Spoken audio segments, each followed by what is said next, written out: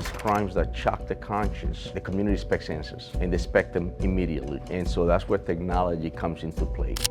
Police say after opening fire on students at Brown, Claudio Neves Valente then drove back to Boston and changed the license plates on his rental car. He then entered the home of an MIT professor and reportedly shot him Monday night.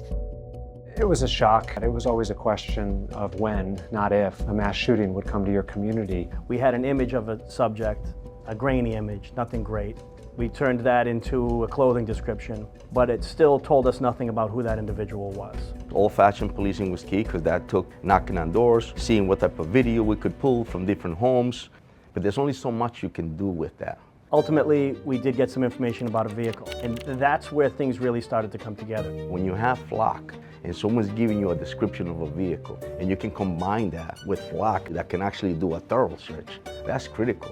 Once we have information that we know Flock's going to help us with, it doesn't take long after that. The pieces just started falling into place, and all of that started from the data we were able to acquire through Flock. Public safety starts with policing. Families don't want to live in a neighborhood that's unsafe. Businesses don't want to relocate to a town that's not safe. I'm just happy that we had the license plate readers in Flock. Prior to having all this technology, I don't know that we could have tied an individual to a car. And if we don't tie that individual to that car, this case may not have ever been solved.